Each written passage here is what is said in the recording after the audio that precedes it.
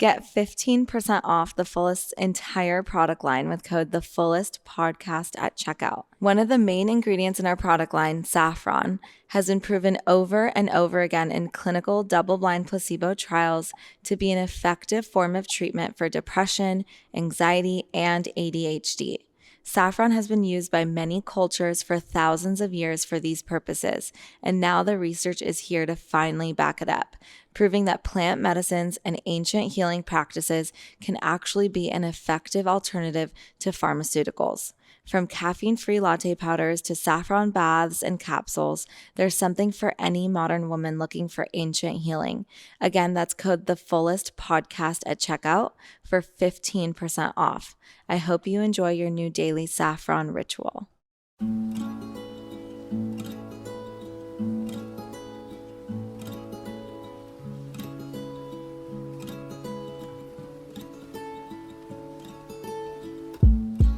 Hi, everyone. Welcome to the Fullest Podcast. I'm your host, Nikki Bostwick, and today's guest is Dr. Ryan Monahan, who practices functional medicine and Eastern medicine here in Los Angeles, California. Dr. Ryan completed his master's and doctoral degree of Eastern medicine magna cum laude at Emperor's College in Santa Monica, and he completed his functional medicine training with both the Institute for Functional Medicine and the Kresser Institute for Functional and Evolutionary Medicine. Hi, Dr. Ryan. Hi. Thanks for joining us. I know we've connected before, and we have our IG Live if anyone's interested in listening to that as well, where we covered thyroid health and the fact that there's no one size fits all approach to medicine. And I am a huge fan of yours. Like I've said in the past, I love your approach to healing, and I'm just really excited to have you on. So thank you for joining us. Thank you. My pleasure. I'm really happy to be here. I appreciate you having me on. Yeah. So I really want to talk with you about detoxing. It's, the beginning of the year, and a lot of times this is the time where people take inventory of themselves and they jump into maybe cleansing and more extreme dieting. And we're not into dieting here at the Fullest, but we are interested in lifestyle changes that are going to help people in the long run. And sometimes that is considered more extreme, but I'm all about the little changes that can support us in living our fullest lives. But I'd love for you to share with us what detoxing is, because it could be pretty easy for someone to get into detox mode, but not be ready for it. So can you share with us a little bit about that? And along with that, maybe afterwards, we'll talk about those drainage pathways as well. Yeah, it's a great time of year to discuss that. Like you said, it's the new year, and everyone has their resolutions here in January to get healthy, and that's a wonderful intention, and I definitely support that. And there's a lot of talk about detoxing and what does that look like, and you pointed out things like juice cleanses and fasting and things like that. So those are kind of the more, I would say, trendy, easily accessible type things that people default to, but it's certainly not what I think of when I think of detoxing and, opening drainage pathways and clearing out the body and making space. I think of that in a really different way. I think of, where does detoxification take place in the body? Detox and elimination takes place in the liver, the lungs, the lymphatic system, the gut, the skin, the kidney. And how do these work, right? So, for example, the liver, I think that's the first place people think of when they think about detox, right? Like your liver detoxifies on your body. And how does that work? I think a lot of people in my experience don't really understand how that process works, because I'll talk about eating beef liver because it's really healthy, and then people will say things like, but isn't it full of toxins? So your liver is not a storage receptacle for toxins. It doesn't just collect toxins for the entirety of your life and just sequester them and keep them in there. They actually get transformed and excreted throughout your body. So how does that work? It's a transformation process, right? So you utilize nutrients in the liver to actually detoxify things like amino acids, B vitamins, antioxidants, glutathione, N-acetylcysteine, which is a precursor to glutathione. These are all nutrients that you get from like your diet, for instance, or supplements. And that's what really helps your liver detoxify and transform and clear toxins out of your body. So you can eat liver, right, like beef liver, and it's not full of toxins. It's actually full of all these nutrients because your body is shunting all these nutrients to the liver when you consume them to help detoxify. So you ask, like, how do I detoxify? One thing you want to do is make sure you're consuming a really nutrient dense diet, and potentially even on top of that taking supplements. In this way, you'll provide the liver all these nutrients that it requires to actually detoxify. And then beyond the liver, it's not always just what can you do, what can you add to your routine or your life. Oftentimes, if you want to go through a real detox, the key part of that is taking out the toxins you're putting into your body every day. Most people don't necessarily do that. They just want to know what supplement they can take or what juice cleanse they can sign up for a week, or like how they can, go through a fast and just kind of starve themselves. I find most people aren't removing the things that are toxifying them in the first place, right? So that's a long list of things. Alcohol is certainly at the top, and a lot of people do like a dry January or something. That's great. But taking out other things that are toxifying to the body, certainly any chemicals and products that you're using, cleaning supplies or foods that you're consuming, and then cleaning up your diet, right? Taking out all the inflammatory stuff, gluten, grains, dairy, sugar, vegetable oils, processed packaged foods, things like that. Cleaning up your life in terms of your boundaries and who you're hanging out with and where your attention is going, right? So really trying to clear out toxic, people or activities or habits or routines, things like that. So that's kind of a quick overview on some of my views on detox and what people can do. Some compounds, if you want to support the liver, like I mentioned before, some of those nutrients, amino acids, B vitamins, antioxidants, glutathione, N-acetylcysteine. But then beyond that, cruciferous vegetables, eating cruciferous vegetables like Brussels sprouts and kale and cabbage. There's a long list of these. Those actually are full of nutrients that your liver uses to detoxify.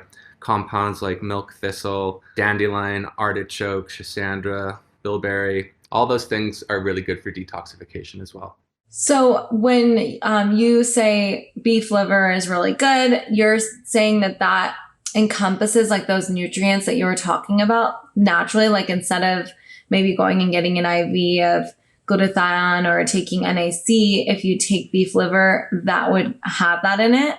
Absolutely. Beef liver is nature's multivitamin. It has more nutrients in every bite than any other food. So if you're talking about like bang for your buck, it's beef liver. I mean, first of all, it's really cheap. If you buy it somewhere like at a butcher, it's like $1 or $2 for a piece. So it's really cheap.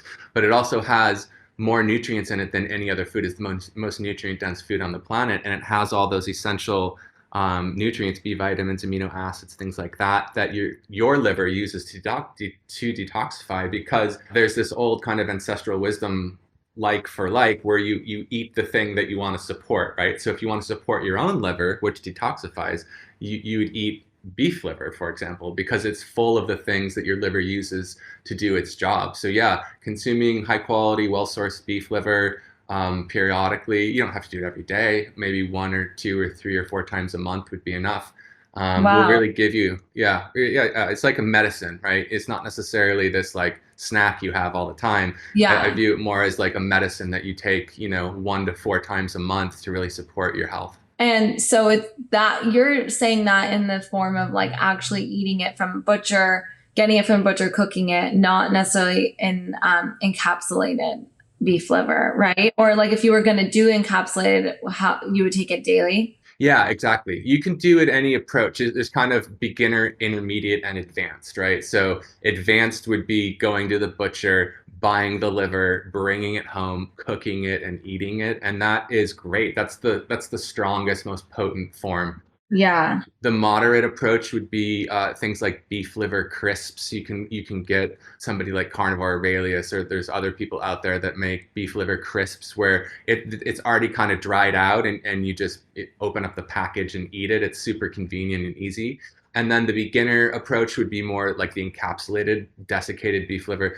That is a little less potent, right? And so you'd be taking those every single day. So, some people it's easier to take a few capsules every day. Some people it's easier just to eat it once or twice a month. So it's whatever appeals to you.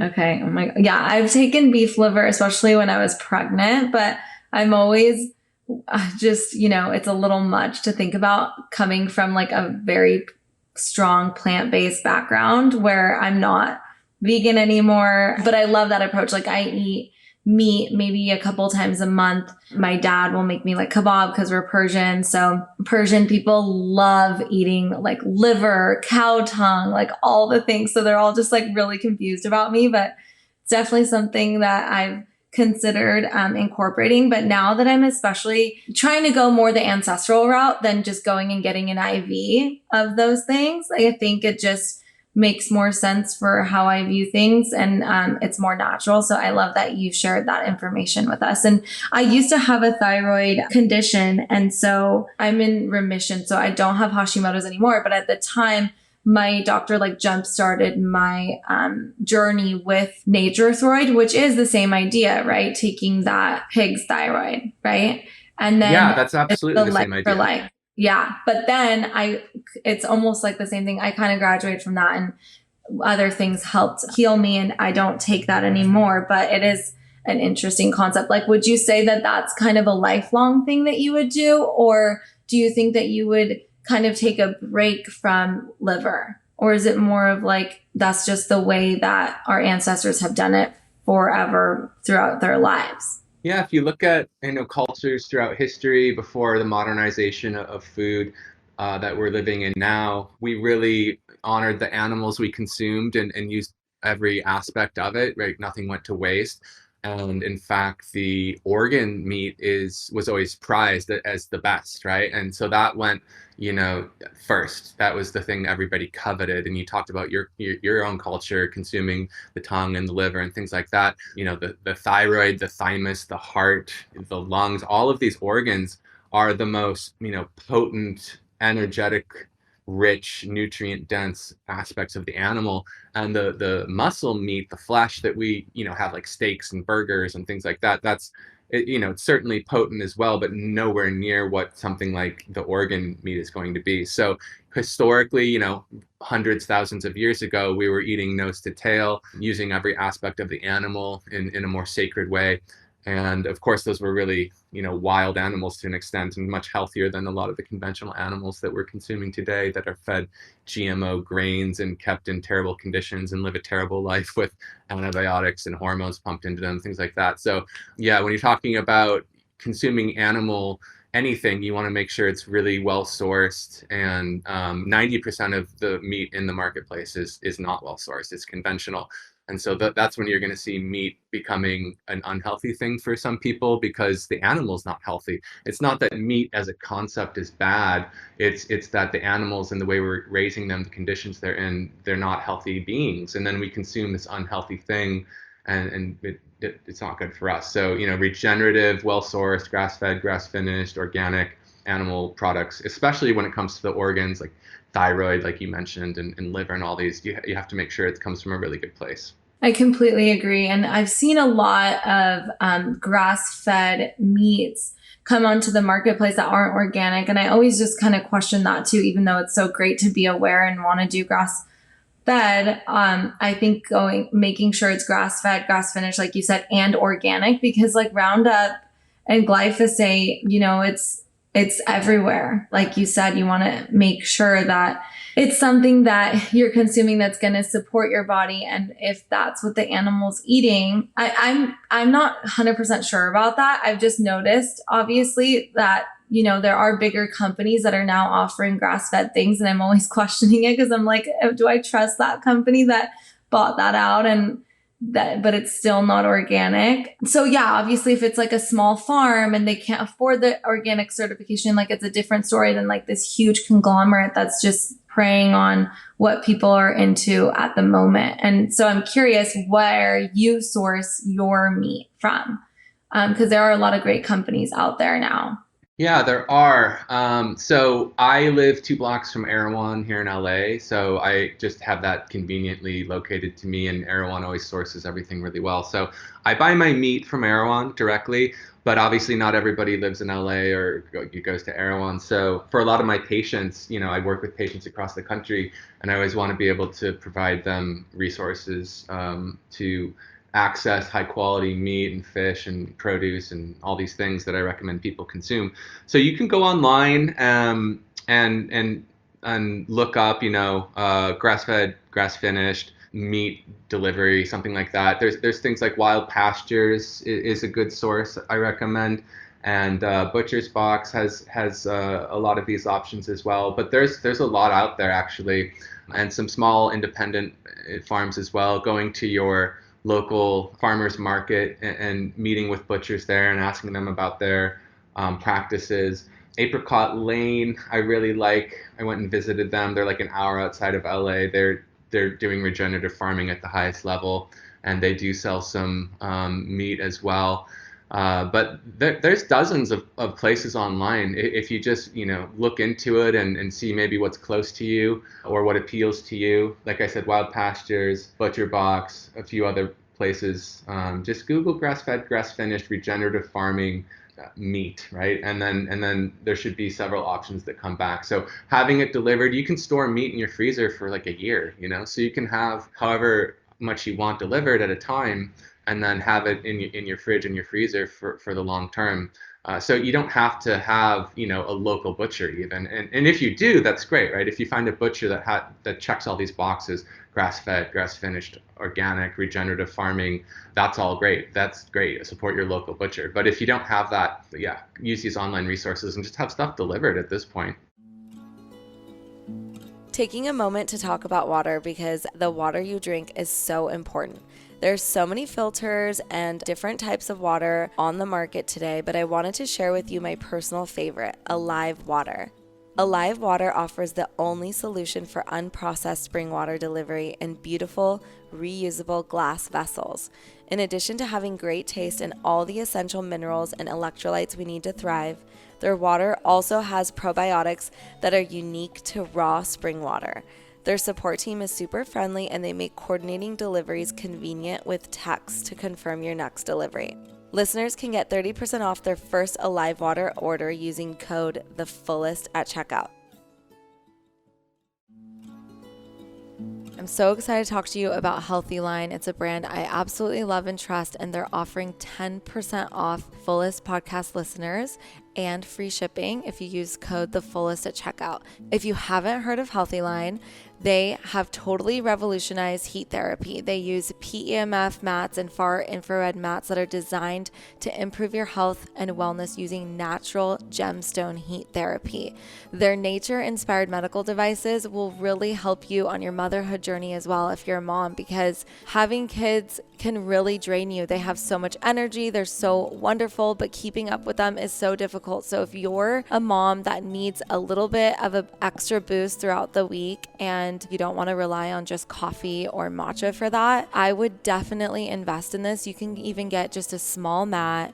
You get 20 to 40 minutes, maybe a few times a week on the mat, or you can even sleep on it. It's totally safe to sleep on, and you get that extra boost in energy to help keep up with life, because there's so much that we're bombarded with throughout the day, and stress is a huge part of chronic illness. And if you're able to calm your nervous system to really get to a place of relaxation and recouping, then you're really able to get ahead of so many of the symptoms of disease that we all experience, whether that's something you're dealing with that's an autoimmune condition, you're postpartum, you're working on your fertility, you really just want to be really great in terms of fitness and recovery from a workout. Whatever it is that you're working on, laying on a PEMF mat is totally going to regulate you. And it's something that I really believe in. This is how I get in my heat therapy. So I'm so excited that you guys get 10% off anything on their website, including free shipping. Just use code THEFULLEST at checkout and you'll get that discount. Yeah, there's so many subscription companies, which is awesome, or just farms that are shipping out, which is really, really great. And I always think about like, what did people do before the internet? How did they source this stuff? Like, I would probably have gone to like an Amish farm and looked for what they have. And there are some Amish farms that do offer online like really great butter, raw butters, raw milk, raw all this meat that you're talking about, and have similar ideas about health, obviously, than us as well. So that's really great. And I'm always wondering if there's any like subscription box that you recommend. So Wild Pasture sounds great. Is that what that is? Yeah, exactly. And Butcher Box too, and Parker Pastures, Crowd Cow, 5 Bar Beef. These are some of the websites that I refer my patients to consider, and do your own research and find what works for you. Those are the ones I've looked into that look good to me. And like I said, just make sure it checks all those boxes.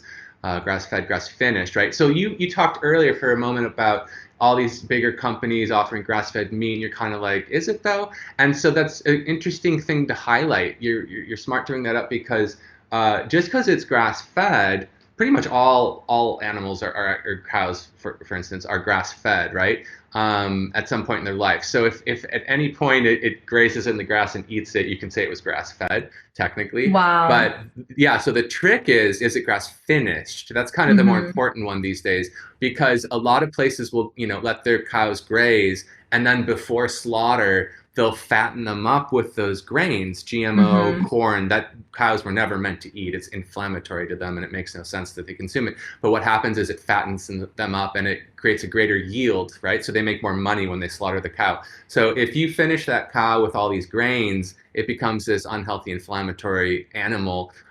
You kill it, you process it, and then you say it was grass-fed, but it was still given all that stuff at the end of its life that made it kind of unhealthy. So look for not only grass-fed, but grass-finished as well. What about pastured? Yeah. That does that mean the whole time it was on pasture, or is that kind of the same idea? I think you could potentially say it was the same idea. I don't know the specific laws and regulations. I can't say exactly. I do know that when it comes to a lot of this marketing stuff, there are words that just are vague, that sound nice, like natural. Like anytime you see the word natural, that doesn't mean anything. It could be full of chemicals, and you could say natural. So if it says natural beef or something, that means nothing. That's just marketing. I do know if it says grass finished, it has to be all grass, start to finish. And a lot of the brands I mentioned earlier, they make a big deal about telling you this. If whoever you're buying from isn't making a big deal about highlighting this is like grass-fed, grass-finished, start to finish, organic, pasture-raised animal, and they've got a whole story, like, you make money from that. So they market that, right? If they're not saying all that, it probably isn't. So if it says pastured, right, that means the animal could have just been out in the pasture for a few weeks of its life, and then they've so wild. Right, but right, maybe brought it back in and then gave it all the grains before they slaughtered it, right? So I don't know if I would trust just the word pastured. But I'm not clear on the legality of that word either. I haven't researched it. Yeah. No, it's good to know, because I think like some Organic Valley, I think says like pasture raised, and I never, because I know the grass finished thing, but then when they're not talking about grass fed or grass finished, I don't think about it, So then I'm like, oh, okay, pasture raised. Okay. But then it's the same concept. So it's good to think about. And obviously, like, we're talking about these concepts and some people are like, what is going on over here? But it's so important. And my husband and I, this is really something that we live by, and it's an important aspect of our family and how we are feeding our children as well. And so this is somewhere where we do prioritize our paycheck goes, because that's important to us, and health is number one. And so especially because we have little children who have a genetic condition, and it's super, super important that they just get the best of the best and the least toxins that go in their body. So we're like really all about it. But recently we started really paying attention to where every single dollar goes. And that's why I asked you about the box, because I think it's really interesting, even if you have access to Erewhon, because I used to live in Venice and I am in Orange County, so I'm not far. I drive up all the time to Erewhon and I get a lot of the good meats, and we have great places here in Orange County too. But what we were like thinking about doing was signing up for a couple subscription boxes, and one that's like going to be our a seafood, and one that's going to be like the meat company that we use and that we trust. And then really being like, okay, this is how much we spend on meat and what they send us. We make this, and then we know how much to budget towards that too. Cause I think a lot of times as, people that are really used to convenience culture, like it's really easy to be like, okay, I'm super all about my food and what goes in my body, but I'm also like right next to Erewhon or right next to these places. I'm just going to pop in and every night, like buy this from the grocery store, get this from the farmer's market, and it can add up. So like anyone who's listening, who's just kind of starting in and trying to figure out how to like get really, really clear on these concepts, like I think a great opportunity is to utilize those subscription boxes as a way to kind of manage it in a way where it's going to come from a great supplier, but you also know how much you're going to spend per month on it maybe.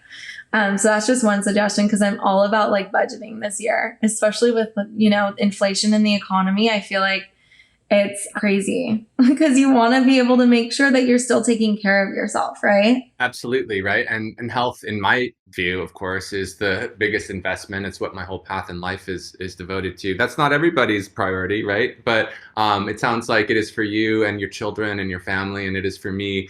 And yeah, these services are great. Like so Wild Pasture, for example, just to highlight that one, they do offer 100% grass-fed and grass-finished beef from regenerative farms. Same with they offer pasture-raised chicken, pasture-raised pork, and wild-caught seafood. So you could, and they do boxes like you were talking about. So you could get everything. You could put together your whole order and have it delivered with all these things, and keep the stuff in your freezer for weeks at a time and cook with it. And it's probably going to be really, really well priced and certainly convenient. So yeah, this is a really, really good option if you're interested in, because your health starts with what you're eating. It's not just doing a juice cleanse one week per year in January and then just being, off tilt the rest of the year, right? So if you can, and the biggest thing is people don't know what to do for food, right? Everyone's like, there's so much out there, right? There's so much information, like be vegan, be carnivore, do this, do that. And people just get like, wow, it's just overwhelmed, too much information, and everyone's so adamant their way is the right way.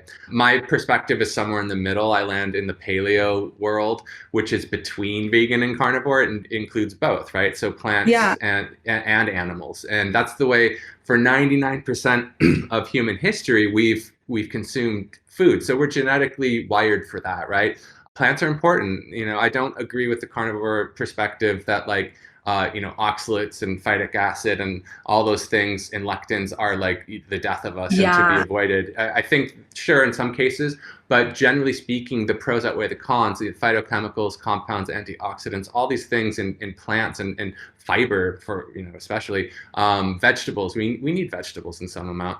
And then we also need animal proteins in some amount. I know there's a small percentage of people who are vegan who can really sustain that for decades and be vibrant and optimal, but most can't. It's hard to do that. And some amount of animal protein, bioavailable, with all these nutrients that are hard to get from plant sources, especially in a bioavailable way, vitamin A, B12, copper, zinc, selenium, other nutrients as well. So some blend of the two, right? And if you can just keep it simple, meat, fish, poultry, vegetable, fruit, nuts, and seeds. If that's the primary foods you're eating, you're doing it right. I love that. You talked about copper for a second. So are you getting copper then from your meat? Yeah, I eat animal protein, all the time, pretty much every day. I also consume beef liver a few times a month, if not more. I listen to my body, if I'm feeling run down and kind of deficient, I'll consume some beef liver, and it has all those things, including copper in a really high amount. So you can get copper from other places. If you're like, I don't want to eat red meat, some people don't. Clams actually have the highest level of copper. So you can, and you can, actually not bad. I bought these smoked clams in a can, which doesn't sound appealing, but they're like, wild caught and like really well sourced and super convenient because you can like put them in your pantry for a year and they're still good because they're canned, right? And they're the Yeah. highest source of copper. So you have to start thinking not so much about the calories in foods, but the nutrients in foods. And like, okay, what food that I spend my time and money on eating will give me the most nutrients? And like, shellfish, like clams, oysters, mussels, those are at the top of the list, right behind organ meats like beef liver. Interesting. So they're like the organ meats of the ocean? Yeah, I love that. I love that. That's totally the way I'm going to say it now going forward. The organ meats of the ocean. I love that. Yeah, tell us more about that. Are they harder to find?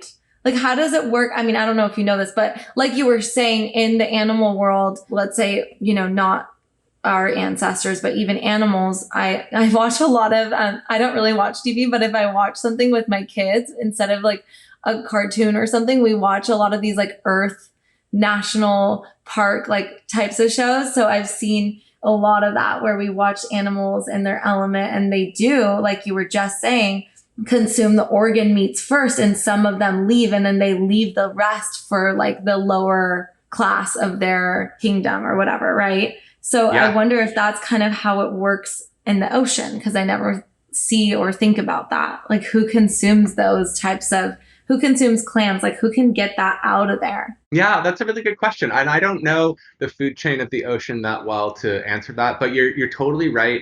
If you look in nature, and certainly in indigenous cultures and historically ancestral cultures, all, like I said before, always prized the organs first, and that was like what people coveted, and they would throw the flesh, the steaks that we eat now, the muscle meat, kind of to the dogs, to feed them, because there's certainly a lot in there that's useful, but like I said, the organs have like 10 times the amount of nutrients. So just in terms of bang for your buck, you want to eat the least amount of food possible with the most nutritional density, right? And we're the opposite in the West. We eat massive caloric intake with absolute, barrenness in terms of nutritional density. Like, we're eating all this empty food, right? And it's giving us tons of calories, and we're getting bigger and fatter, and obesity is skyrocketing because we're just eating more and more food and getting less and less from it. And that's a bigger topic. Like, why is that? Certainly food is ultra processed, highly processed, which degrades a lot of the nutritional value. But then the soils are deficient as well, right? A lot of the soils we're growing these foods in it's basically dirt. It's no longer soil. And where do the nutrients come from? They come from the soil in the first place. So that's why regenerative farms are great. They're putting nutrients back in the soil. They're kind of rehabbing the soils back to health, and then growing their food in those soils, and allowing the animals to graze from those grasses that have more nutrients in them as well. So we really need to shift farming practices away from this conventional agriculture that's destroying the planet and the soil, and go towards this regenerative approach where there's a whole ecosystem being reborn. So if you want to see what that looks like, there's this great documentary called The Biggest Little Farm, and it's about the farm that I went to that I just mentioned earlier, Apricot Lane, an hour north of Los Angeles. And it's the 7-year story of these people from Santa Monica, this couple who just decided to change their life and go start a regenerative farm in north of LA. And they transformed this barren desert wasteland of dirt to this, like, it looks like a Garden of Eden now. It's the most beautiful documentary. I really recommend checking it out. I love that documentary so much. And I've also been to Apricot Lane Farms and volunteered there. And it really did change my perspective on everything too, because like when you go there, it doesn't smell like a farm either. Like, everything just kind of works in the ecosystem. And I felt like, obviously it's a farm, so it's going to have all the elements of a farm, but it's still, for me, the types of regenerative farms that I spent time on, it's not like that unbearable smell when you're driving up the 5 and you're passing these factory farms and you're just like, get me out of here. It's nothing like that. It's so crazy when you're actually farming with nature and you're working with nature to create this ecosystem than the way that, like you said, 90% of farms are here in the United States, which is like so opposite of the way it should be. Totally. Yeah. And that's like one way that I always like notice that it's a legit farm. I've spent some time up north in Vacaville at Bee Love Farm too. I don't know if you've heard of them, but they're another regenerative farm who are like the Cafe Gratitude family. Their sons, Ryland Engelhart, started Kiss the Ground, which is another platform that really focuses on sharing about regenerative agriculture and how it could really solve the climate problem. And I just get so inspired when I hear about other companies that are, starting to get on the bandwagon. And I have heard, like I did, I don't want to poo-poo companies. Like hopefully when they are these big companies, when they are like making these claims, hopefully it is like causing them to need to shift the way they do run their business, or they are thinking differently. A lot of times I'm just like super weary but at the same time, it is really cool to hear from them, like General Mills is starting to look into what it looks like if they start to incorporate regenerative farming practices, because it does save them money in the long run. On like not spending so much money on the chemicals, and you might have higher yield. So there is like really great opportunity there. And so when you're choosing to eat this way, like Dr. Ryan Monahan says, it not only is helping support our body, but it also is supporting our environment. And it like goes so much farther than just our bodies, because we're also saying like, we're not going to support that. And that's going to make a huge impact in the long run for the next generation when it comes to taking care of our planet and hopefully living on it longer term too. But I think it's, and what I love talking to you about today is just this idea that we can get these nutrients from nature, and it doesn't have to be a synthetic supplement. And obviously I think that does have a time and a place, but I used to be someone who supplemented with that sort of thing, different vitamins often, and they weren't necessarily whole food based vitamins. They were just derived and isolated. And I think that when you get to this idea of like, you change your perspective on all that, and it's like, oh, I can go outside and hopefully I can go outside and get vitamin D from the sun. Obviously, that's not necessarily available to everyone if you have super low vitamin D and you don't live in Southern California, right? But maybe there are people who can make that perspective shift on different things, or like you said, get some of these nutrients from whether it's beef liver or the organ meats of the ocean. And that's really cool to get it because it is more bioavailable. And that is really exciting to think about, because then it makes the whole supplement conversation so different too, because it's something that, like you said, our ancestors didn't have to worry about because the nutrients in the soil were so great. And that's why their gut health was so good. And maybe detoxing, wasn't an issue at that time. And obesity wasn't an issue. And we didn't need to spend so much on health insurance. And it just goes on and on. So I think it's important to have these conversations and share that we have what we need if we just kind of, reprioritize things. And I guess like for my last question, mentioned this before about how maybe it's not even like how much of something you can put in your body, but also consider what to not put in your body, because as a society, we've normalized so many things that are really just poisoning the organs in our body that we just want to function properly. And like you said, if we did less of that, then it'd be great. For me, that's like alcohol is number one. I really think that like just not drinking is so great. So I'm curious. And then, like not doing it for just January, but like really incorporating this idea of not drinking into your life and like being sober and actually coping differently when you are stressed. But I am curious what you would leave our audience with, just one piece of advice on like what health adjustment to make in their lives. Well, I completely agree with regard to alcohol. I think that is something that is so deeply ingrained. We don't think twice about it. It's so common. But all evidence points to, and there's a great study a few years ago in the Lancet 2018 that, I think it's titled roughly, this is a paraphrase, but roughly like no level of alcohol is safe, So alcohol is inherently a toxin to the body. It's really bad for you on every level. There's nothing beneficial about it, but almost everybody drinks. And I think the best place to really, if you're really wanting to transform your health, you have to start with some basic things. If you want to go, on this journey, and at the top of that list, if you drink alcohol, especially regularly, would be stopping drinking alcohol. And that's like a shocking thing for a lot of people because it transforms their life, but that's kind of the point. A lot of people will say, I don't have, everything I do revolves around alcohol. I used to live in New York, and like everything revolves around alcohol there in a lot of places. So if you take Totally. alcohol out of your life, what does your life look like? It's going to look different. Your social life will change, your habits, your routines, the way you spend your time, the places you go, the things you do, all of that will change. But that's kind of the point. If you're going on this journey to transform your life, you have to make change to get change, and you can't simply keep doing all the same stuff and expect things to be different.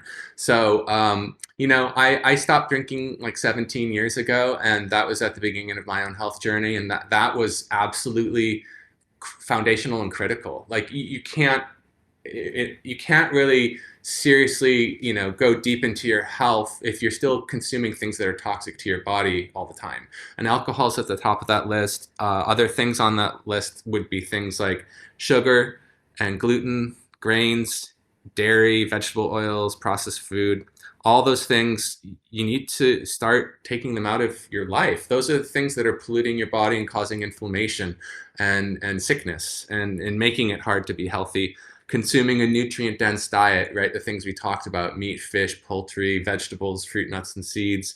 Optimizing your sleep, right? Like that's when your body does most of its detox, from especially 11 p.m. to 3 a.m. in Eastern energetics. That's when your liver and gallbladder are most active. That's when the deep detoxification takes place. If you're not asleep and in a good state of rest, you're not going to detox.